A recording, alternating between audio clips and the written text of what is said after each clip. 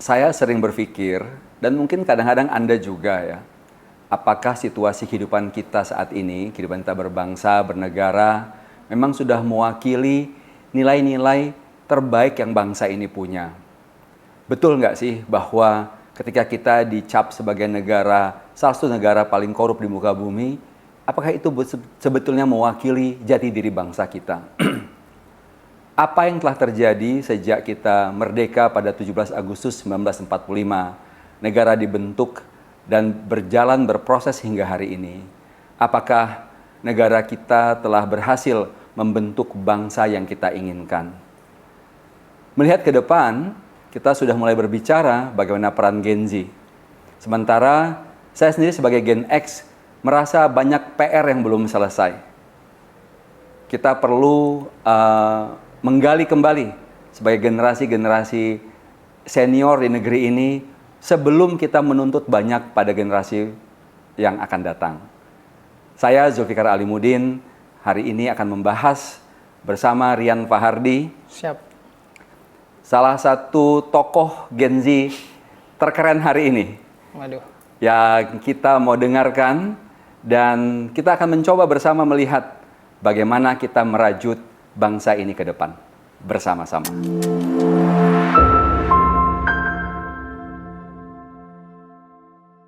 Rian, siap. Terima kasih sudah hadir di sesi podcast saya yang pertama. Wow, sebuah kehormatan ini, Pak. Ya, saya terus terang kenal lihat Rian pertama kali di sesi endgame-nya Pak Gita Wirjawan, salah satu anak paling muda yang hadir di sesi itu. Dan saya bukan terkesima dengan storytelling-nya, tapi saya melihat kemampuan Rian untuk mengangkat berbagai macam isu, ya, dalam sebuah narasi yang saya kira cukup indah, tapi di dalamnya punya banyak keresahan. Tapi sebelum ke sana, saya mau dengar dulu dari Rian sendiri. Who are you? Siapa Rian ini? Ya, sebenarnya terima kasih, Pak. Sebuah kehormatan bisa, apalagi ini podcast pertama ya. Dan cerita menarik juga yang akhirnya Rian rasakan ketika diundang bareng orang-orang keren di lingkarannya Pak Gita pada saat podcast. Itu juga melihat bahwa kok bisa gitu. Pak Zul berkeinginan langsung reach out ke Rian gitu. Karena ini yang jadi perbincangan gitu, bahwa setiap generasi itu selalu punya egonya masing-masing. Yeah. Generasiku, terus generasi senior yang di atas. Tapi agak jarang tuh generasi senior yang betul-betul mau secara melihat dan belajar langsung ke generasi muda yang sekarang. Dan penting juga bagi Rian gitu untuk mengambil intisari dari kebijaksanaan dari generasi senior, dan itu menurutku pertukaran yang hari ini jadi prasyarat terjadinya momentum yang bisa kita bilang bahwa ya kemajuan Indonesia harus dimulai dari percakapan lintas generasi. Jadi terima kasih sudah mengundang dan mewujudkan ini sih Pak, pelan-pelan. Oke. Kalau ditanya siapa saya, sebenarnya saya tumbuh besar di satu daerah yang agak jauh sebenarnya dari kapital Jakarta gitu. Pada saat dulu gitu, sebelum pindah ke IKN nih sekarang. Dan akhirnya mencoba untuk merantau ke Jakarta tuh karena terpaksa, Pak.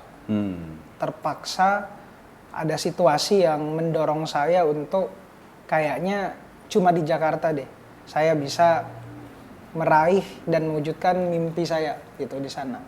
Karena pada saat itu saya dengan sangat tegas mengarahkan diri saya, memproyeksikan diri saya itu sebagai jurnalis.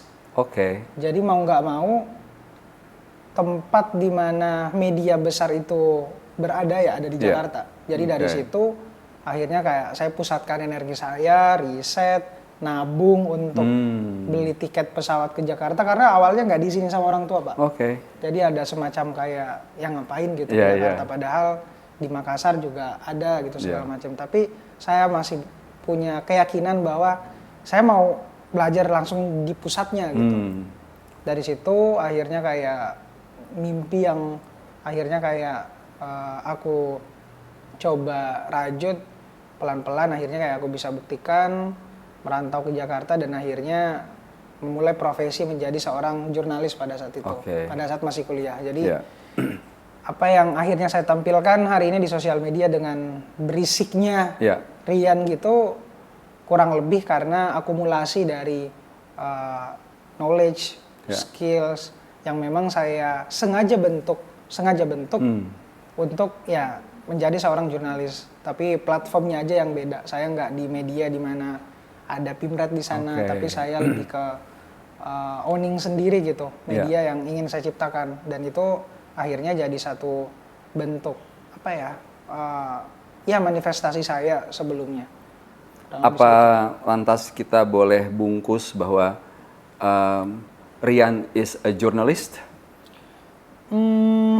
Mungkin citizen journalist sih Pak. Citizen journalist ya. Jadi ya secara formal memang bukan, tapi nilai-nilainya tuh saya pelajari Pak.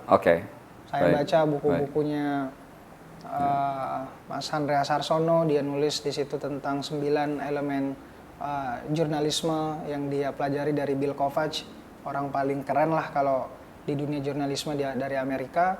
Dan di situ saya tuangkan juga dalam konten sosial media aku secara pribadi Pak. Mulai dari disiplin dalam melakukan verifikasi, terus ada di sana terutama di elemen ke-6 kalau nggak salah menjadi penyambung lidah masyarakat. Terus elemen-elemen lain yang sifatnya itu memang harus jadi corongnya masyarakat lah. Nah, itulah yang akhirnya terakumulasi gitu dari pengetahuan yang awalnya saya baca, bukunya juga sangat sulit saya temukan, tapi menjadi sebuah bentuk action sampai hari ini gitu. Dan ya saya masih merasa sebenarnya bukan jurnalis, tapi kayak hati saya itu jurnalis gitu, ingin menyampaikan kebenaran. Dari pertama saya melihat Rian di sesi Endgame itu, kemudian kan saya approach, saya undang ke kantor dan saya gali. Saya kemudian, dan hari ini Rian bilang bahwa Anda itu seorang jurnalis gitu. Tentu mungkin tadi yang Anda bilang citizen jurnalis karena bukan melalui proses yang formal ya. Tapi ini justru menarik. Nah, saya mau gali di sini. Waktu Rian memutuskan untuk ke Jakarta, pada waktu itu apa yang Rian atau Rian ketahui tentang kompetensi gitu. Kompetensi apa yang Rian punya pada waktu itu yang membuat Rian mantap langkah ke Jakarta? Gak tahu ya Pak, kalau specific knowledge yang aku sadari itu akhirnya kayak baru sadari ternyata ini bisa jadi kompetensi. Nekat Pak. Nekat ya. Jadi saya dulu kalau flashback sedikit ke belakang. Tapi yang ngajarin tadi baca macam-macam buku itu gitu, terus akhirnya menyusun sendiri bahwa seorang jurnalis harus langkahnya begini, kan berarti Rian belajar sendiri kan? Iya, self-learning. Self-learning kan? Atau mendidik diri sendiri gitu? Mendidik diri sendiri. Tapi itu tidak akan jadi nyata kalau saya tidak punya keberanian gitu Pak untuk memulai. Jadi saya rasa yang mesti saya latih setiap hari ternyata rasa berani saya, karena saya tadi mau pengen flashback ketika saya SD, SMP, saya tuh gagap Pak dalam bicara.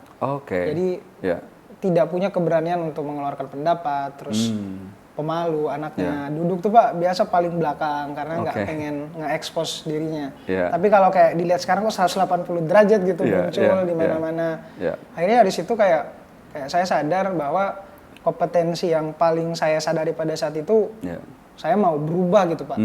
Saya punya keinginan buat gimana caranya apa yang saya anggap blind spot itu saya bisa taklukkan gitu. Jadi ketika saya pelan-pelan berusaha menyadari kelemahan saya, tercipta jalan Pak. Setapak demi setapak, akhirnya kayak ternyata nyaman juga ya belajar cara bicara, nyaman juga ya belajar bernarasi. Meskipun ada andil di mana mimpi saya itu disuntik sama mentor saya, kakek saya Pak. Dia setiap hari itu nonton berita, jadi kadang kita berantem tuh Pak. Kalau saya mau nonton Upin Ipin, dia pengen nonton Mata Najwa kalau nggak salah itu. Dan dari situ kayak pantik, kok keren juga ya, jadi jurnalis, jadi reporter. jadi pemilik media. Kayak dulu aku ngidolain juga Mas Tamat, punya net, sampai akhirnya pelan-pelan kayak ya mengarahkan diri ke sana. Jadi jalan-jalan itu kayak aku akui ternyata self learning, kemampuan menyadari bahwa kita bisa apa, terus kita convert itu jadi sebuah skills, ternyata bisa jadi powerku yang kuat lah buat ke depan. Dalam psikologi kan kita sering mendengar bahwa manusia itu berangkat dari dua komponen utama, proses nature dan nurture. Ya. Tadi kalau Rian bilang SMP itu pemalu, dulu paling belakang gitu ya. Terus tumbuh berkembang sampai per hari ini. Jadi kalau secara snapshot saya lihat, wah ini kayak nurture-nya lebih besar nih dibandingkan nature-nya nih gitu. Ya. Nah kalau kita bicara nurture, itu kita bicara lingkungan. Nah lingkungan itu hadir bagi kita seperti kalau ikan tuh masuk ke dalam kolam, dalam air kan macam-macam tuh isinya ya gitu. Ada dua aspek situ. Apa yang tersedia pada lingkungan kita dan apa yang kita mau serap. Nah, pertanyaan saya, karena dalam konteks kalau kita bicara lingkungan kan kita bicara budaya ya. Nah, bagi Rian sendiri sebetulnya dalam proses yang cukup panjang ya, nggak panjang-panjang amat lah karena masih sangat muda. Apa yang Rian lihat dari lingkungan, gitu. Dan apa yang yang kemudian Rian serap dan bagaimana kira-kira kalau flashback sedikit memilahnya pada waktu itu, ini yang kayaknya penting buat gue yang harus gue kerjakan, ini yang tidak, itu gimana? Bisa cerita? Ada satu yang kayaknya saya nggak bisa terjemahkan gitu Pak, bahwa bukan algoritma TikTok sebenarnya yang kayak mengarahkan saya kayak gini, tapi algoritma Tuhan gitu. Wow. Jadi ada faktor hoki dan menurutku ini nyata gitu bahwa banyak orang yang hari ini ngecoba untuk mulai di jalan content creation, terus mencoba muncul, mungkin speak up dan lain-lain, tapi ya tidak semua orang akhirnya bisa dapat kesempatan gitu. Makanya saya bersyukur dan juga beruntung bisa menapaki jalan ini kurang lebih. Tapi saya menyadari betul bahwa lingkungan begitu kuat gitu dalam membentuk saya secara pribadi. Justru menempatkan diri dalam lingkungan sesuatu tuh yang akhirnya bisa ngebentuk saya menjadi sebuah keharusan dulu Pak. Jadi yang saya ceritakan di awal tadi, saya mau belajar tentang suatu hal, mau nggak mau saya harus menempatkan diri saya dalam lingkungan itu.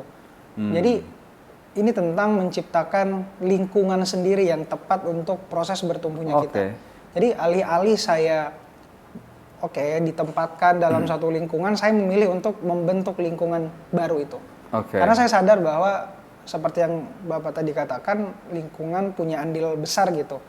Terkait apa yang kita serap itu bisa ngebentuk kita. Jadi saya mulai ngefilter tuh, mana yang benar-benar ketika saya serap, oh ini bisa jadi bensin, bahan bakar. Kalau yang saya serap bisa destruktif, ya saya tinggalkan. Jadi filter ini saya coba kuatkan dan memang sejauh ini saya rasakan kalau intention atau niat kita kuat, fokus untuk ke satu hal, ternyata diri kita itu akan lebih benar-benar mendukung itu gitu untuk fokus ke sana, menyelesaikan apapun itu. Jadi satu hal yang hari ini saya sadari tentang lingkungan, apalagi hari ini kayak kita udah nggak bisa menghindari ya, terutama lingkungan yang dibentuk oleh sistem digital kita Pak ya, handphone itu punya pengaruh besar membentuk kita sekarang yang lebih kecanduan, lebih sulit fokus, terkoneksi. Jadi mau nggak mau ya saya mesti buat habit lingkungan baru yang jangan-jangan nggak harus besar gitu, tapi pelan-pelan, kecil-kecil saya pelajari satu-satu dan itu terakumulasi jadi narasi besar yang akhirnya saya yang sekarang gitu Pak. Tadi saya mau kulik satu kata kunci yang kamu sebut dengan filter, ya. Yang saya tangkap tadi, kamu punya purpose, punya tujuan. Kamu bahkan berusaha membentuk lingkungan yang kamu perlukan dan menyaring dengan filter. Pertanyaan saya ini berangkat dari apa yang saya lihat di kejadian sehari-hari, gitu ya. Dan karena saya juga ayah dari seorang Gen Z, tentu kan saya juga mencoba memahami bagaimana Gen Z memfilter, gitu. Karena ini kan sebuah kemampuan, kalau menurut saya sangat ekskuisit hari ini, mampu memfilter. Nah, pertanyaan saya adalah bagaimana seorang Rian membangun filter itu supaya bisa betul-betul memilah gitu. Karena kan itu saringan ya. Jadi apa yang masuk kan sesuai dengan apa yang kita ingin masukkan gitu. Betul, Pak. Nah, dari mana tuh kira-kira membangun filternya? Ya. Ini nggak apa-apa agak lama sedikit karena saya tahu ini harus gali dalam ya karena ini sangat taste. Betul, Pak. Dan saya yakin nanti orang tua maupun anak Gen Z akan bisa belajar banyak dari sini. Ya. Secara saintifik kan sebenarnya seluruh tubuh kita ini kan diberkahi sebenarnya oleh kemampuan untuk memilah gitu Pak sebenarnya mana yang baik dan mana yang buruk gitu. Bahkan dalam sistem otak kita, di batang otak kita ada yang namanya RAS ya, reticular active system, di mana memang tugas RAS ini buat ngefilter gitu. Mana yang harusnya kayak kita telan, kemudian betul-betul itulah yang akan diproyeksikan dan difokuskan gitu. Jadi pertama kali adalah menyadari bahwa apa yang hari ini ditawarkan ke kita itu jangan-jangan nggak semua harus kita makan gitu.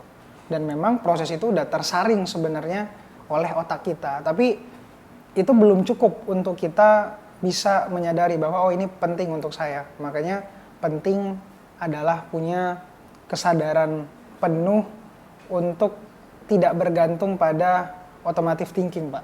Oke. Hari ini kebanyakan generasi muda karena setiap hari terpapar oleh value, oleh nilai, oleh konten-konten dan banyak hal, bikin mereka akhirnya reaktif dan tentu tidak punya kesadaran penuh bahwa saya harus menelan ini. Gitu. Jadi filter yang paling benar-benar saya bisa praktekkan, terutama hari ini yang realitas dan juga bisa dibilang dunia maya secara simulakra betul-betul kayak ngebentuk kita gitu, mau apa kayak algoritma akhirnya memaksa kita untuk menyukai sesuatu dan segala macam karena kita udah tidak pernah punya waktu untuk mendengar suara dari dalam diri kita, Pak.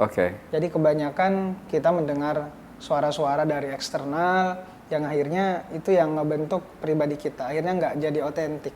Nah, kemampuan untuk jadi otentik hari ini jadi penting gitu di tengah hari ini kayak tsunami, menurutku ya tsunami informasi dan juga tsunami anxiety lah Pak ya, ada kecemasan besar dan ya kita harus tetap jadi otentik di tsunami itu dengan cara ya punya prinsip dan berpegang teguh pada apa yang kita percayai. Dan satu hal yang saya percaya pada saat itu agar terus otentik adalah nggak tahu selalu arahnya nggak pengen ngecewain orang tua, Pak. Motivasi eksternalnya pasti ke sana. Baik, kita bertransisi nih ya. Tadi kita sudah kata filter tadi Rian tangkap dengan kemampuan untuk tidak reaktif dari atas apa yang kita terima. Apakah itu tsunami informasi gitu ya. Nah, saya mau coba tarik ini ke salah satu kegiatan Rian ya, yang saya sudah sempat tanyakan bahwa Rian itu menggerakkan komunitas yang namanya Distrik Berisik gitu. Nah, apakah ada korelasi dulu nih antara semangat dan misi yang mau dibangun di Distrik Berisik itu dengan pengalaman Rian sebagai seorang individu, baik proses tumbuh, proses mengenali diri gitu ya, sampai bisa bangun filter. Tapi you juga bilang bahwa Anda itu mau jadi seorang jurnalis karena mau menyuarakan kebenaran. Nah, jadi kira-kira bagaimana Rian mengkorelasikan cerita diri tadi gitu ya, tumbuh, ingin menyuarakan kebenaran, mampu membangun filter gitu, dan terus kemudian membangun komunitas yang namanya Distrik Berisik. Seperti apa itu kira-kira? Saya selalu menyadari pentingnya kita punya kekuatan kolektif yang kuat di Indonesia, Pak.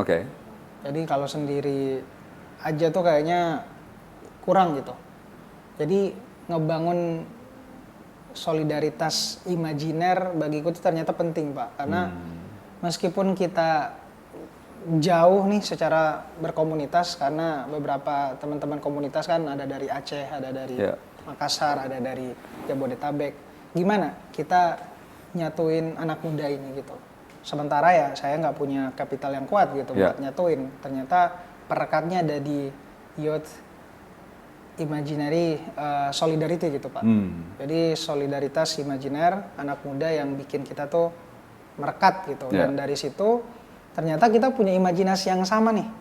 Bahwa memang ideologi kita jangan-jangan beda gitu. Ada yang kalau dulu kan misalnya ada yang ekstrim kiri, terus tengah, kanan, ekstrim kanan. Sekarang pergulatannya bukan lagi di sana Pak, tapi di masalah penciptaan makna. Wah. Maka saya selalu pernah bilang bahwa generasi muda ini adalah the makers of meaning sebenarnya.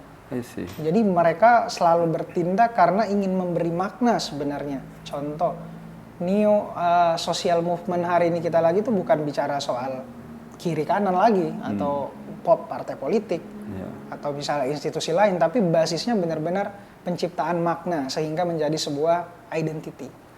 Tahan dulu di situ ya. Saya mau gali dengan kata-kata makna tadi. Ya, Pak. Ini kan dalam ya, tapi kita mau coba lihat fenomena yang umum terjadi gitu. Ini mungkin lucu-lucu sedikit ya. Kan Gen Z itu dikenal dengan mager. Terus akhirnya muncul istilah PW. Nah, pertanyaan saya tuh begini. Apakah seorang Gen Z membuat keputusan untuk melakukan sebuah tindakan, termasuk menunda? Misalnya orang tua bilang, kamu beresin kamarmu, nanti aja mah, gitu. Apakah itu sebuah bentuk? Saya nggak tahu, ini menarik sebetulnya. Karena Gen Z merasa itu nggak ada maknanya buat dia. Apakah itu maksudnya? Kayaknya maknanya juga kebablasan sih Pak. Kebablasan ya? Tapi yang menarik dari generasiku sendiri adalah ya kita sebenarnya paling apa ya, nggak pengen disatuin sebenarnya Pak. Tapi kayak misalnya ini generasi Gen Z dikit-dikit gini dan segala macam. Ya kita merasa relate tapi kayak nggak pengen ya kadang-kadang nggak pengen ngakui itu karena ada perbedaan-perbedaan mendasar juga. Tapi yang lebih ingin atau mungkin begini nggak? Karena tadi makna tadi ya, kembali kan pada perbedaan perspektif ya. Perbedaan perspektif. Karena kan menurut Gen Z ya memberesin kamar tuh nggak ada makna. Itu adalah sebuah pekerjaan yang penting buat lo gitu, tapi nggak penting buat gue gitu. Jadi itu nggak ada maknanya buat gue ya nanti aja lah gitu. Apakah itu maksudnya? Who knows ya? Betul. Ya dari tingkat terkecil aja kan kita misalnya ejawantahkan ke situ. Tapi di tingkat lebih luas kayak berdasarkan beberapa penelitian kayak generasi muda hari ini tuh memang nggak tahu ya secara personal tuh pasti ada aja gitu. Boleh nggak saya tanya? Yang jadi corak gitu Pak. Yang sangat personal tentang kamu di bagian ini. Tapi feel free untuk tidak menjawab ya. Paling personal kayak ngasih nggak tahu Pak ya. Kayak masalah fokus sih. Kayak masih jadi hal yang akhirnya kayak jadi pergulatan batinku gitu Pak. Kayak aku tuh kayak ngerasa harus mengerjakan sesuatu gitu, terus ngeberi makna ke semua sampai akhirnya kadang tuh kayak kita udah melupakan kehidupan personal nih jangan-jangan kayak karena setiap hari kayak aku kayak ketemu anak muda di daerah terus kayak berkomunitas. Jadi akhirnya kayak untuk diri sendiri akhirnya kayak pelan-pelan nggak ada waktu gitu. Itu yang paling personal sih sebenarnya. Saya mau tarik ke tadi membentuk imaginary solidarity youth imaginary. Saya pikir imaginary itu coba jelaskan deh sebelum saya lebih jauh. Kenapa ada muncul kata imaginary itu? Maksudnya apa? Maksudnya saya pengen tarik mungkin setelah bagaimana kita merasakan kemerdekaan hari ini ya. Kita nggak dijajah lagi.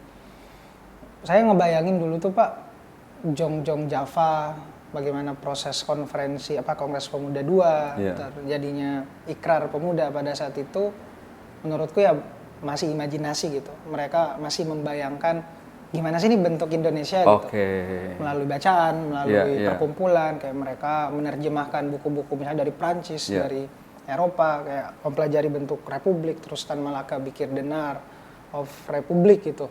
Sampai pergulatan itu terjadi. Jadi saya pengen dorong, ayo deh kita berimajinasi kembali tentang kayak kita pengen bawa kemana Indonesia gitu. Apa the Indonesian dreams yang kalian bayangkan di Aceh? Karena itu nggak pernah ditanya, Pak. Oke. Selalu disamaratakan, wah anak muda Indonesia Gen Z gini. Padahal di Aceh tuh belum tentu mereka butuh A misalnya, jangan-jangan dia nggak butuh AI gitu untuk sebagai percepatan, tapi mereka butuh sistem pertanian yang bisa secara inklusif bikin mereka bangga untuk kembali jadi petani misalnya di daerah agraria. Dan ini tidak terjadi karena tidak ada narasi kuat, makanya kayak setelah reformasi tesisku Pak itu kayak kita mengalami apa yang saya sebut avoid narasi. Jadi kayak setelah reformasi kayak kita kehilangan narasi aja nih, karena yang dikejar tuh pertumbuhan ekonomi. Dan akhirnya salah cara pandang pengurus negara kita hari ini, kayak kalau ngelihat dividen demografi selalu anak muda sama dengan growth ekonomi.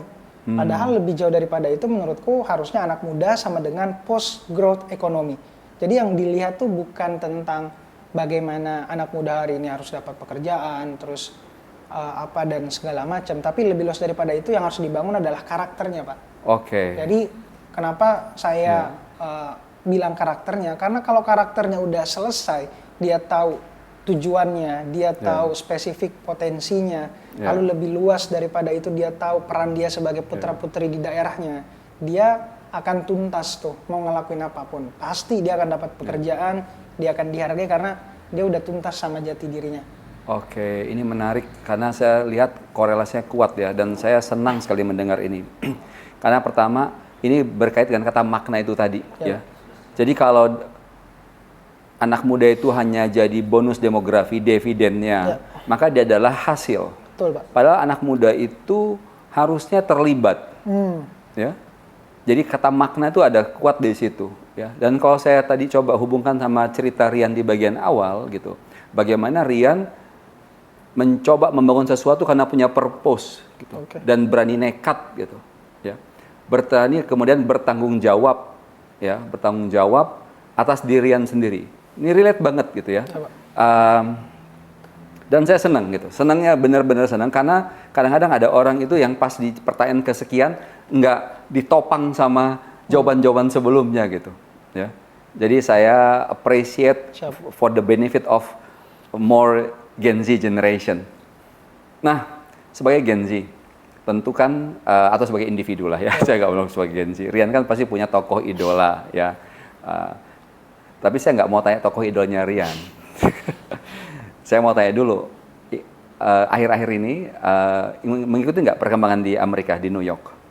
Wah, ya itu kan lewat gitu. Jadi mau nggak mau harus dikulik tuh, dibongkar juga. Apa yang Rian ketahui tentang Zohran Mamdani? Wow. Yang aku ketahui bahwa dia tahu cara menang, Pak. Nah, saya potong dulu ya. Dia tahu medan sih. Saya harus sampaikan dulu, kenapa saya bawa tokoh ini. Tadi kan di bagian sebelumnya Rian bilang tuh tentang imaginary Yong Java gitu, Yong Celebes, saya tambahkan ya Yong Celebesnya gitu. Ini kan Rian kaitkan dengan bagaimana anak-anak muda di Aceh gitu ya. Kalau Yong Java dulu membayangkan Indonesia masa depan gitu. Nah, terus Rian punya keresahan-keresahan ya, yang kemudian dibangun bersama distrik berisik gitu.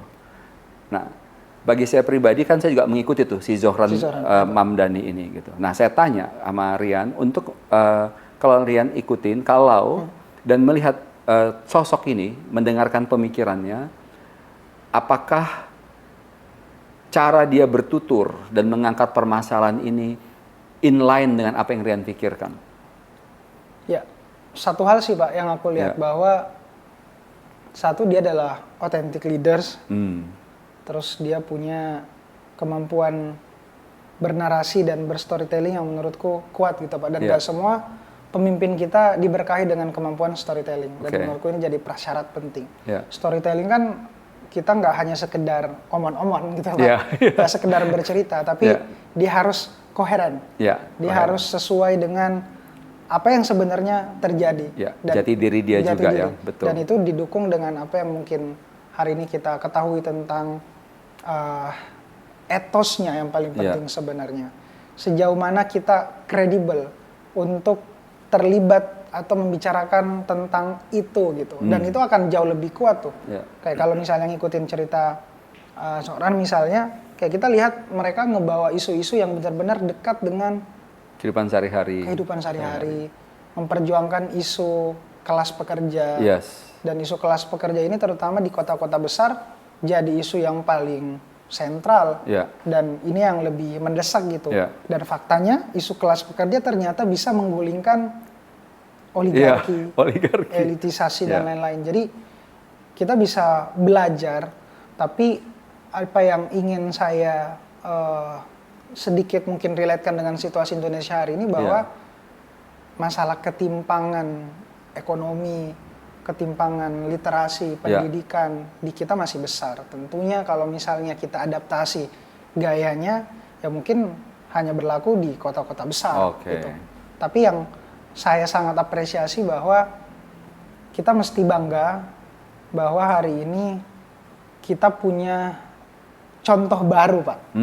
Bahwa young leaders, anak muda, usia yang lebih muda, itu nggak harus kosmetik muda aja, tapi dia punya energi, emosi yang betul-betul bisa merangkul bukan hanya satu generasi, tapi semua generasi. Dan ini yang harus kembali kita berkaca. Adakah pemimpin kita hari ini yang tampil otentik, jadi dirinya sendiri, dan tentu mau bukan hanya di depan tapi jalan beriringan gitu. Aku ngelihat seorang tuh jalan beriringan bareng imigran, jalan beriringan orang-orang yang diusir dari mahalnya harga rental rumah di sana. Jadi ini yang menurutku harus kita cari sih, Pak. Nah, kalau Bapak ngelihat ada nggak sosok itu, Pak, di Indonesia ini? Saya ditanya balik. Dan gimana kita bisa ke sana kira-kira? Bisa nggak? Kita kesampaikan dulu pandangan saya. Saya mau gali lebih jauh karena tadi Rian tuh bawa satu kata yang mungkin hampir jarang kita temui di negeri ini. Pemimpin yang otentik. Nah, for the sake of audience juga, saya mau coba, karena tentu orang akan mencoba bisa berpolemik. Pemimpin otentik itu yang seperti apa, gitu ya. Tentu banyak pendekatan. Tapi kalau saya ambil contoh Zohran Mamdani ini kan anak dari keluarga hebat. Orang tuanya itu semua kuliah di Harvard. Ya. Ayahnya tuh profesor di Columbia University. Ibunya movie director. Ya. Dia memilih kuliah di African Study karena dia lahir di Afrika. Tapi pekerjaan yang dia ambil adalah sebagai konselor bagi orang-orang yang terusir dari rumah. Ya. Dan ini kita bicara tentang otentifikasi ya, seberapa otentik seseorang gitu. Ya. Karena kedalamannya, tadi kalau Rian bilang, orang itu hadir bersama masyarakat gitu ya. Jadi bukan tiba-tiba sok tahu gitu. Bukan tiba-tiba sok tahu mewakili orang lain masalahnya itu ini. Tapi dia memang hadir bersama mereka. Gitu. Dan dari situlah merasakan denyut permasalahan gitu. Dan dia coba angkat itu. Kan tahun lalu pun waktu baru awal dia itu underdog 1%. Dan itu dianggap lu mah nggak bakal jadi apa-apa gitu. Nah, tapi yang mau saya sampaikan di sini adalah keotentikan seorang pemimpin karena dia lekat dengan apa yang dia bicarakan, dia tahu persis apa yang dia bicarakan, maka dalam waktu singkat pesannya itu resonate cepat dapat. Dia lebih dari 100.000 volunteer yang mendukung dalam waktu singkat. Nah, maksud pertanyaan saya kepada Rian adalah, karena kan Rian berangkat dari seorang anak yang resah di Makassar, berani nekat berangkat ke Jakarta, mengejar mimpi. Tumbuh jadi seorang anak muda yang membangun filter. Dan kemudian membangun komunitas. Bahkan membenchmark kepada seperti Jong Java, Yong Sumatera, dan lain-lain lah ya. Gitu. Membayangkan bagaimana dulu orang-orang itu, anak muda itu membayangkan Indonesia. Nah, pertanyaan saya, ini boleh berpikir lebih panjang sedikit. Tadi kalau you tanya siapa versi saya, kalau saya per hari ini saya melihat ada otentifikasi. Rian itu ada kekuatan untuk menjadi seorang leader yang otentik. Nah, tapi ini kita mau uji sedikit nih. Ya. Kalau Zohran akhirnya memilih tema tentang affordability, tinggal di sebuah kota. Ya, New York itu salah satu kota termahal di dunia. Ya, London, New York, Hong Kong, Singapura. Ya, 4 kota termahal di dunia. dan kaum pekerja merasa setiap waktu hanya diperas oleh landlord salah satunya, ya, oleh mahalnya biaya transportasi, gitu. Maka dia mengangkat sebuah isu spesifik, gitu. Kalau kita bandingkan di negeri kita, pemimpin-pemimpin itu biasanya ngangkat isu yang sangat umum, ya. Kita ingin jadi negara sejahtera, baju, berintegritas, berakhlak, gitu, ya. Saya belum pernah melihat per hari ini seorang pemimpin secara spesifik mengangkat isu spesifik, gitu, ya. Karena banyak orang berpikir, kalau saya angkat isu spesifik nanti terbatas dong pendukung saya, ya. Tapi kemampuan mengangkat isu spesifik yang mengakar pada banyak masyarakat jadi sebuah kekuatan. Nah, sekarang saya tanya sama Rian, apa yang sudah Rian ketahui per saat ini dengan teman-teman di Disik Berisik di penjuru negeri, gitu, ya. Apa yang Rian dengar dari mereka yang bisa jadi resonate dengan apa yang pernah Rian alami dan mungkin masih dialami. Kalau Rian mau pilih 3 topik, saya nggak minta 1 deh, 3 topik yang akan Rian angkat, yang Rian akan yakini menjadi pesan penting bagi Gen Z yang pernah Rian kenal. Saya nggak bilang semua Gen Z, yang akan membuat mereka inspired to support you, bukan mendukung Rian secara pribadi, tapi mendukung Rian sebagai seorang pemimpin muda. Apa 3 isu yang Rian mau angkat? Oh, menarik ya, Pak. 1, pertama pendidikan, Pak. Pendidikan ini kalau saya agak spesifikkan ke akses sebenarnya. Jadi aksesibilitas untuk bisa menjangkau pendidikan secara adil dan merata. Kita nggak bisa ngomongin Indonesia Emas kalau di Desa Pujananting, Desa Buleleng, di Bali, itu anak-anaknya masih duduk di bangku yang rapuh dengan kondisi atap yang bolong. Mereka nggak bisa ngerajut mimpi kalau mereka tidak dibekali, disuntik bagaimana mereka bisa menulis dengan baik, gitu, Pak. Jadi itu yang menurutku harus kita bereskan dalam tempo yang sesingkat-singkatnya. Hari ini kalau kita ngerujuk data dari BRIN, hampir 513.000, Pak, sekolah yang rusak, sedang dan rusak parah. 500.000. Jadi bayangin satu sekolah aja berapa anak, di situ ada berapa guru.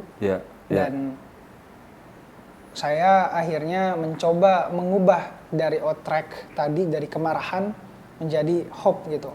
Saya bikinlah sekolah tanah air buat gimana kita, jangan-jangan buat beresin ini kalau kita nggak punya cukup energi untuk bisa bareng-bareng, kita bisa rajut bagaimana narasi yang kuat dibentuk di situ. Nah, saya mau angkat tentang, ayo deh kita kabur aja dulu, gitu. Tapi bukan ke luar negeri, Pak, ke desa, gitu. Makanya kita ngajak mereka buat ngelihat balik kampungnya, terus bisa berkontribusi apa. Nah, kita wadahi mereka dalam sekolah tanah air itu. Nah, itu untuk pendidikan. Karena hari ini kalau pendidikan lagi-lagi nggak diprioritaskan, di situ ada kesalahan sebenarnya dalam ngebangun sebuah bangsa, gitu.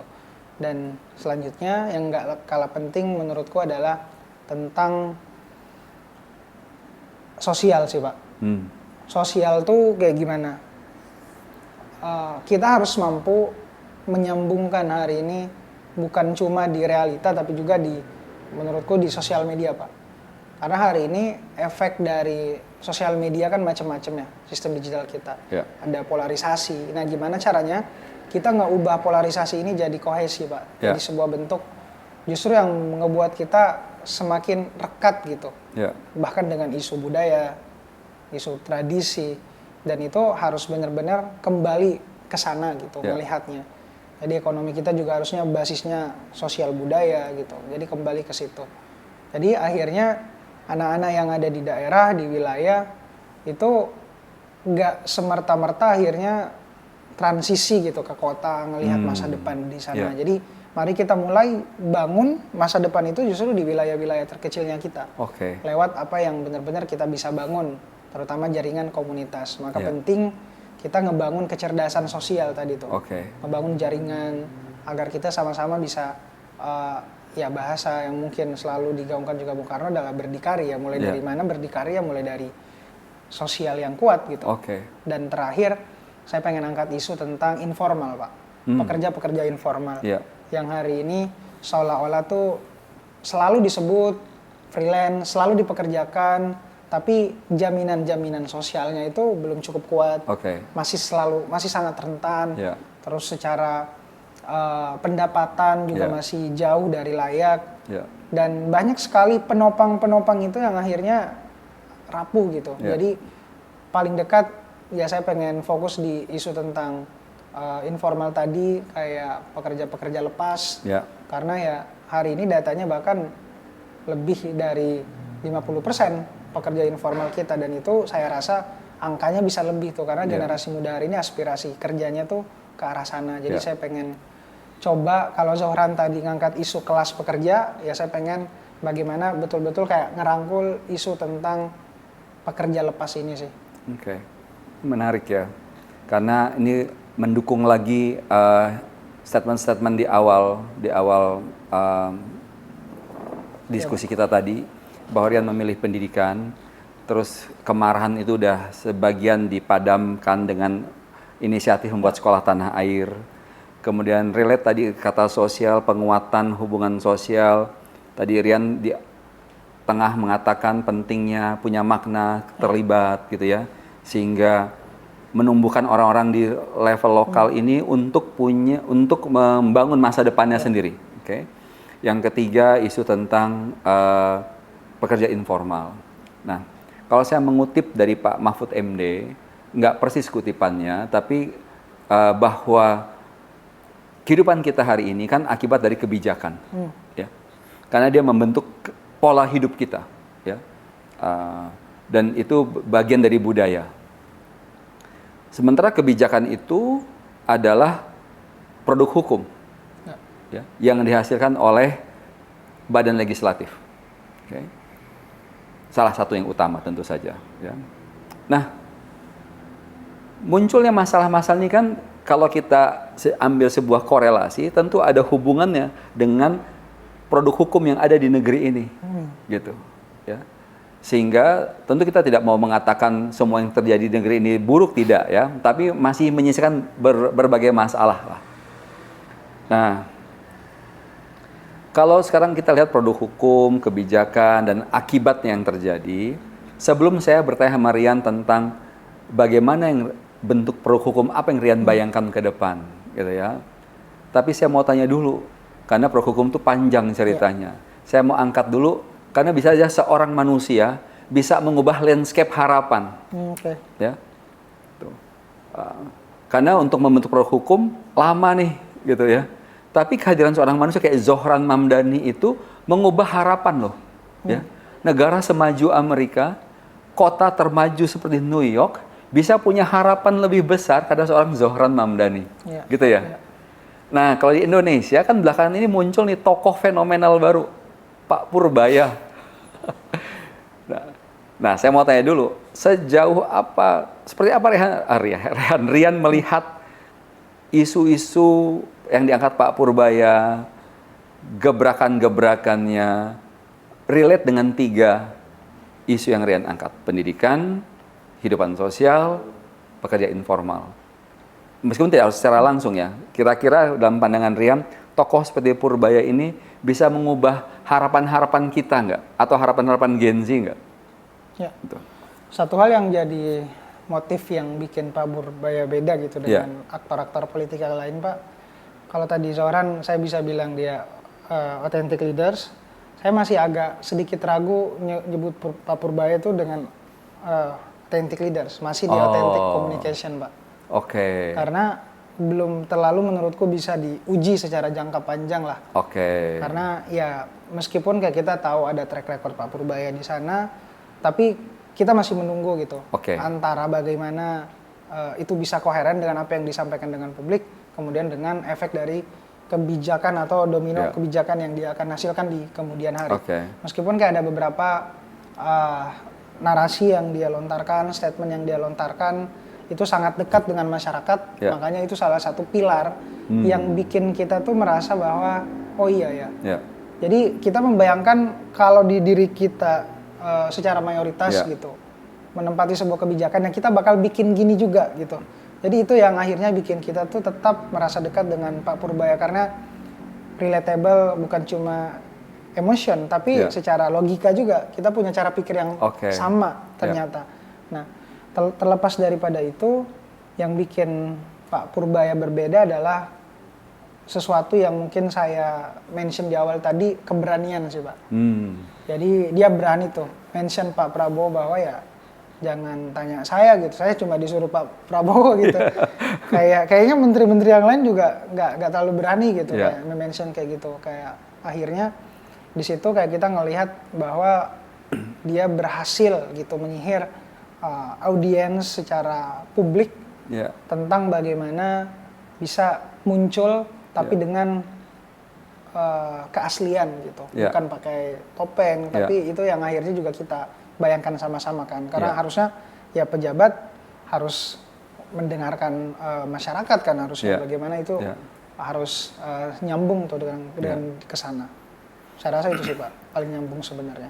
Kita mau coba kulik lebih dalam, bukan soal Purbayanya, karena saya nih yang jauh lebih senior dari kamu pun terpana ya, tercengang gitu ya, tercengang karena dulu saya sangat respect sama Bu Sri Mulyani gitu ya, sangat respect dan merasa beliau telah berhasil menjaga kebijakan fiskal kita dengan baik sehingga kita mau tidak mau kita harus akui melampaui berbagai macam krisis dan Indonesia sesuatu yang terbaik ya gitu. Jadi saya bayangkan Bu Sri Mulyani seorang ibu yang menjagakan kas rumahnya dengan baik. Gitu. Seorang ibu yang tidak mau berkonflik banyak gitu. Tapi memastikan anaknya, suami, anggota keluarga yang hidup di rumah itu bisa terpenuhi. Masalah kamu besok uangnya kamu agak nggak bener, ya kamu urus deh gitu. Tapi dia tidak menciptakan, tidak mau berkonflik gitu. Jadi saya berpikir inilah seorang tokoh finansial, tokoh fiskal ya, menteri keuangan yang baik gitu. Muncullah sosok Purbaya. Gitu. Yang buat saya tercengang, ya betapa saya harus menjungkir balikan gitu ya. Gitu. Kalau saya suruh milih per hari ini, kenapa nggak ada kemarin-kemarin nih orang datang gitu, ya. Nah sekarang saya kan persepsinya saya ya. Nah, kalau ada 1-2 aja yang Rian lihat relate dengan kehidupan kalian ya di Gen Z itu, kan kemarin Pak Purbaya motong tuh menghilangkan PPN, ya beli rumah ya. Saya kira Gen Z bisa beli rumah lebih cepat juga tuh, gitu ya. Kan salah satunya gitu. Tapi kalau dari berbagai isu yang Rian bahas bersama teman-teman di Distrik Berisik gitu, kepikir nggak kebijakan apa yang kalian harapkan dari Pak Purbaya? Karena beliau punya kemampuan mengatur anggaran dari kementerian, bukan mengatur ya, menseleksi, ya, dan bisa juga memberikan umpan balik ya. Contoh kemarin yang dia bilang, waktu Direktur BEJ minta apa saya lupa itunya, dia bilang beresin dulu tuh, dia bilang saham-saham yang digoreng-goreng tuh gitu. Gila kan nih orang nih, saya kira ini gila banget ya orang gitu ya. Nah itu kan berarti dia mencoba membangun bursa efek yang lebih reliable, yang lebih trustworthy, gitu ya. Sehingga para pemain retail ini bisa betul-betul percaya dan mau invest. Karena kalau pemain retail nggak invest, nggak ikut bermain, itu cuma jadi semacam ajang tempat pemain-pemain besar mengatur uang di situ, mengatur modal gitu. Padahal bukan itu tujuan utama pasar modal gitu. Nah ini kan saya pikir juga membuat Gen Z bisa lebih punya peran bermain di pasar modal gitu. Nah, itu contoh kedua lah gitu ya. Nah kalau dari Rian sendiri apa yang terfikir? Saya akan tepuk tangan Pak paling depan kalau Pak Purbaya saat ini bilang anggaran pendidikan 700 triliun itu 500 triliun atau 400 triliunnya buat guru deh. Oke. Atau sama buat saya juga ikut tepuk tangan gitu. Buat rektor. Jadi gaji rektor semahal-mahalnya. Terus bikin satu kebijakan untuk kampus yang memang hari ini yang betul-betul revolusioner bahkan. Kayak kita harus merevolusi dari tingkat struktural sampai kemudian yang di permukaan gitu Pak. Karena miris gitu kayak kita hari ini misalnya melihat bagaimana kesejahteraan dasar seorang pendidik, seluruh tanah air itu aja masih jauh dari kata cukup Pak. Jadi ini yang menurutku harus Pak Purbaya mention sih. Karena ini paling fundamental kayak kenapa hari ini kayak contohlah negara-negara yang ngebut banget hari ini kan menurutku China ya Pak. Mereka jumlah dosennya itu kan jutaan tuh Pak. Sementara di kita kampusnya banyak, tapi ya dosennya sedikit gitu. Yeah. Kalau nggak salah cuma 300.000 gitu. Yeah. Dan ini yang menurutku harus Pak Purbaya lihat bahwa dan harus secepatnya diintervensi. Kayak oke, udah ada intervensi kayak misalnya sekolah rakyat, Garuda, sekolah rakyat, Garuda. Tapi menurutku dia nggak akan terlalu bisa cepat tuh Pak. Jadi ya cara intervensinya adalah mengembalikan kejayaan, kebanggaan seorang guru. Sehingga lulusan-lulusan Harvard, lulusan-lulusan luar negeri mau jadi guru. Mau berkontribusi. Dan saya yakin kalau mereka dipantaskan, meskipun ada juga ya beberapa penelitian kayak, oke, kalau gaji guru dinaikkan apakah akan ada perubahan signifikan gitu. Nah itu harus diuji juga. Tapi yang lebih luas daripada itu harus dibalikin dulu gimana kita memandang seorang guru gitu. Bagaimana kita menghargai guru SD, SMP, SMA, aliyah dan dosen segala macam itu ditempatkan dalam posisi yang betul-betul strategis, diajak ngobrol, diajak diskusi, didengarkan untuk sama-sama nih kita mendidik generasi setelah kita. Karena tantangan generasi ini Pak begitu luar biasa besar gitu. Kayak kita bisa ngelihat bagaimana tingkat energi mereka tuh besar, tapi dia bingung mau ngeluapinnya tuh kemana. Akhirnya karena bingung, gak punya mentor, guru di sekolah juga karena mungkin tidak fokus, karena fokusnya mungkin di yang lain, yang gak bisa ngedidik secara satu-satu benar-benar gitu. Betul. Akhirnya ya anak-anak hari ini dilepas, dididik oleh gadget, akhirnya jadi adiksi, kecanduan judol, kecanduan pay letter, sampai akhirnya ya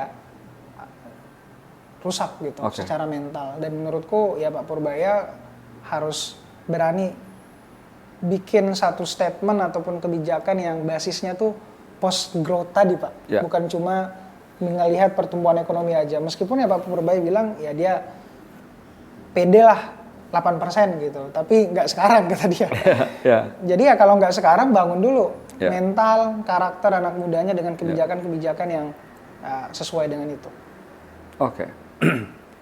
Ini semakin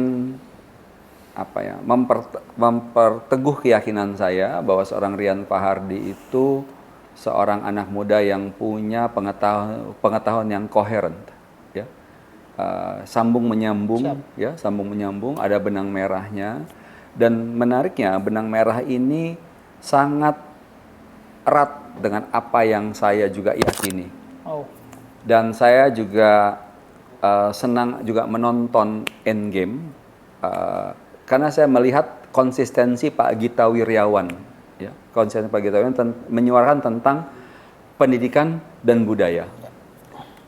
Nah, dalam konteks ini saya ingin mengutip bagian dari pernyataan Pak Gita Wirjawan bahwa ada proses manusia itu penting ya dibangun untuk bisa mampu berkomunikasi. Dari berkomunikasi manusia berpikir berbudaya, berbudaya bernegara, bernegara berbangsa. Tadi kan di awal saya sampaikan bahwa ketika negara yang kita proklamirkan pada 17 Agustus 1945 menjadi sebuah negara, budaya apa yang ada pada waktu itu? Gitu.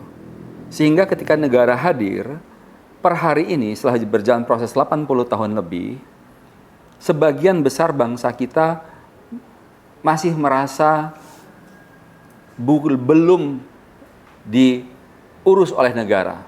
Saya harus katakan demikian, tidak bermaksud untuk memojokkan siapapun. Gitu. Pakai data-data saja. Kalau pakai data World Bank, itu 60% warga kita miskin.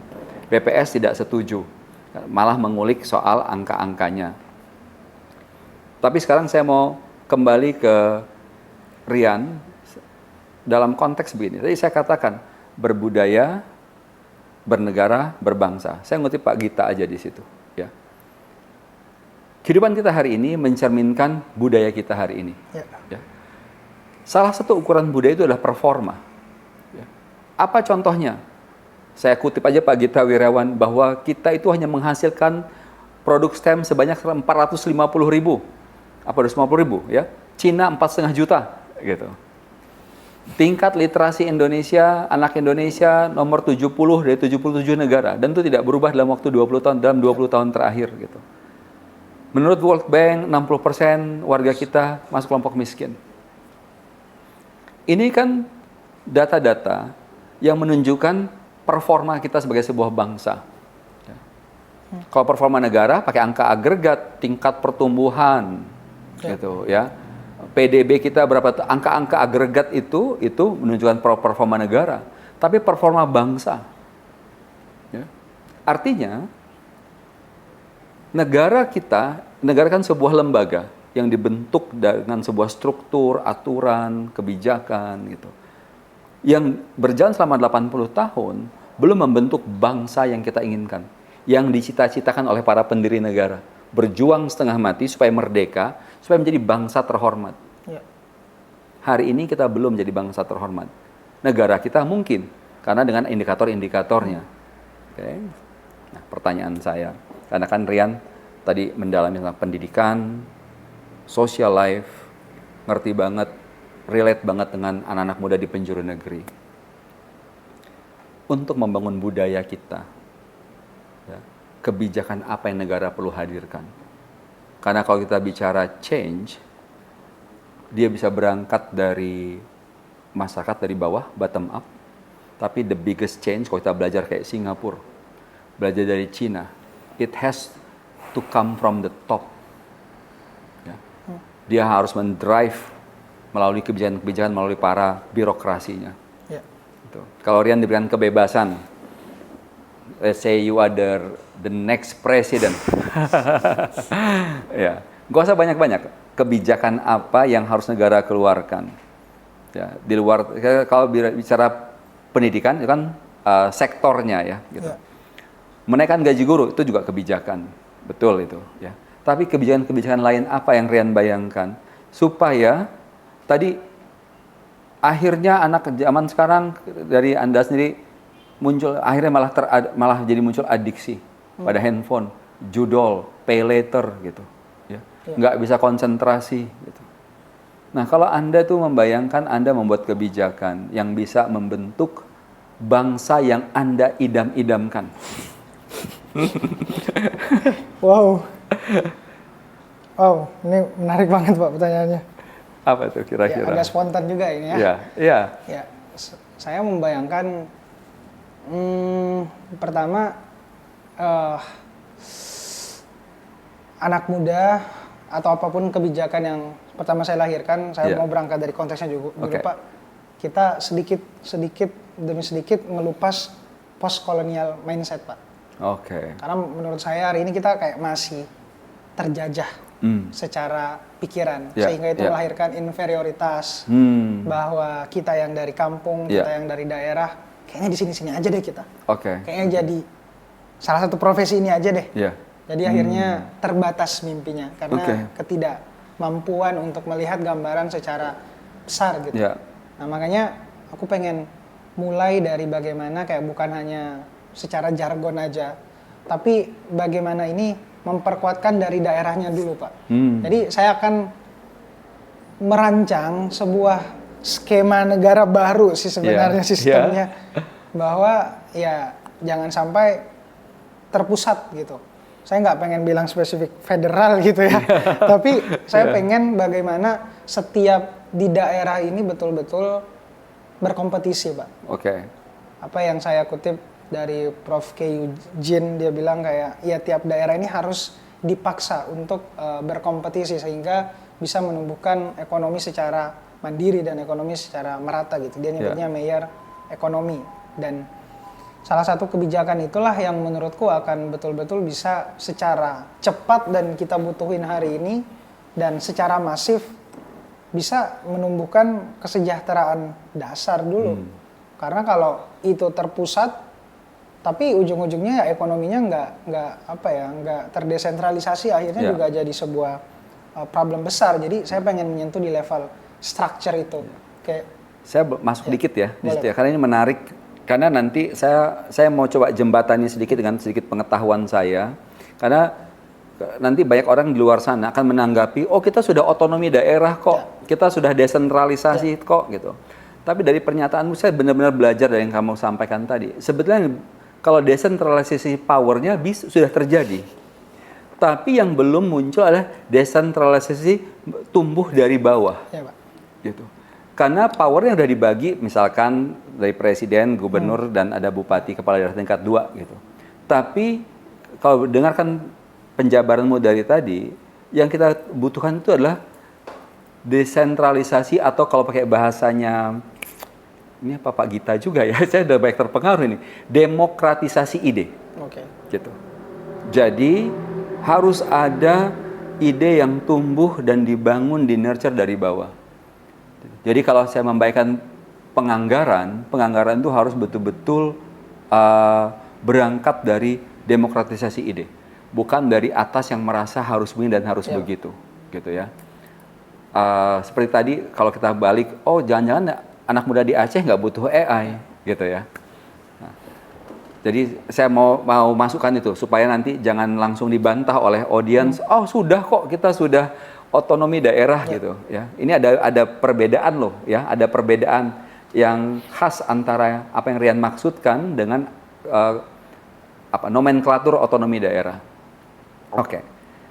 Saya kira kita kunci di situ aja dulu. Nah, yang saya mau coba gali lebih jauh begini Rian. Kalau misalkan ya anak-anak muda ini di daerah ini semakin berkembang dengan kebijakan yang coba Rian telurkan tadi, gitu ya. Ya, bukan negara federal juga ya. Terserah itu, kita nggak usah bahas bagian itunya. Tapi maksud saya gini, kan selalu ada kemungkinan ya, selalu ada kemungkinan gitu. Let's say saya ambil kemungkinan yang terburuk saja. Ya. Ternyata hipotesamu nggak berhasil, gitu. Ternyata memburuk negara. Ya. Gitu. Bagaimana kamu sebagai seorang pemimpin bisa mempertanggungjawabkan sebuah keputusan yang sudah kamu ambil? Bahwa keputusan itu dalam waktu tertentu ternyata tidak berdampak positif bagi orang-orang yang mau coba kamu bela. Bagaimana kamu bisa menjelaskan, mempertanggungjawabkan keputusan itu? Wow, ini kayak sebuah apa ya? Bukan cuma imajinasi sebetulnya, tapi kayak berkaca lebih dalam bahwa sulit mengurus negara ya, kita tahu gitu. Dan lebih sulit lagi mengkonsolidasikan pikiran-pikiran kita kemudian jadi bentuk action gitu. Saya akan ya lebih dulu paling penting adalah self kritik sih Pak. Mulai dari situ sampai kemudian ketika misalnya ya saya paling sebenarnya bisa mengerti Pak sentimen dan segala macam kayak, karena ada beberapa yang akhirnya kayak saya ngelihat pejabat-pejabat kita mainnya di sentimen aja nih. Kalau sentimennya nggak terlalu apa ya menimbulkan riak yang begitu besar, dia kayaknya masih akan terobos tuh. Kadang kayak kita ngelihat hari ini kebijakan ada basisnya apa ya cek ombak aja, melihat sentimen ya. Saya mungkin akan mengesampingkan sentimen, tapi lebih dulu akan ya bahwa ya memang jangan-jangan saya tidak kompeten di situ. Jadi ya saya masih akan mengukurnya di balik kompetensi itu dan ya berusaha bertanggung jawab secara penuh gitu. Kalau misalnya memang tidak sesuai dengan apa yang saya yakini, apa yang saya harapkan, jangan-jangan orang lain dengan ide yang begitu beragam ya bisa mewujudkan itu dengan segala kapasitasnya gitu sih Pak. Wah, ini saya appreciate-nya benar-benar ya. Orang semuda kamu bisa mengunci pertanyaan saya itu sangat susah dijawab gitu ya, karena itu artinya kedengarannya sih gampang-gampang, tapi kan itu menyentuh apa ego kita ya, ego kita sebagai manusia. Tapi kamu jawab dengan kata-kata self kritik gitu ya, self kritik, dan terus mengapresiasi orang-orang yang sedang bekerja hari ini bahwa tidak mudah ya mengkonsolidasikan banyak pikiran ya. Tapi kamu tutup dengan kata-kata ya kamu akan terima sebagai sebuah kesalahan dirimu gitu ya. Karena banyak orang di luar sana yang cepat mengakui keberhasilan tapi menghindar dan melempar batu kalau terjadi sebuah kesalahan gitu. Dan ini adalah dalam perspektif budaya, saya pikir menjadi ingredient, bahan baku terpenting ya, yang perlu kita bangun bersama dalam kurun waktu Saya selalu berpikir karena kita hanya punya waktu 20 tahun ke depan mewujudkan Indonesia emas. Kita perlu tadi kalau pakai bahasa kamu juga mempercepat, mengakselerasi. Dalam 10 tahun ke depan, kita harus bersama-sama bisa merajut, membangun kegiatan kita untuk membentuk budaya yang dibutuhkan dalam 10 tahun ke depan. Agar 10 tahun berikutnya, kita punya perangkat budaya yang cukup untuk membangun performa. Sehingga tahun 2045, 10 tahun kemudian, kita betul-betul bisa mewujudkan amanah besar para pendiri negara. Menjadi bangsa yang mulia, bangsa yang dihormati. Bukan negara yang ditakuti, tapi bangsa yang dihormati. Dan saya kira kehadiran Rian sebagai anak yang, saya bilang anak muda ya, 24, 23? Ya, 24 Pak. Nggak sampai separuh saya itu umurnya. Luar biasa. Tapi saya kira dengan konteksnya Rian memiliki wisdom, ya, memiliki wisdom. Anda tidak hanya punya keberanian menempuh, mengejar mimpi yang Anda inginkan, Anda juga sudah mengambil peran untuk membentuk komunitas, membangun bersama-sama, menyuarakan apa yang menjadi concern. Nggak berhenti di situ, gitu. Memikirkan juga apa yang harusnya dilakukan ke depan. Saya kira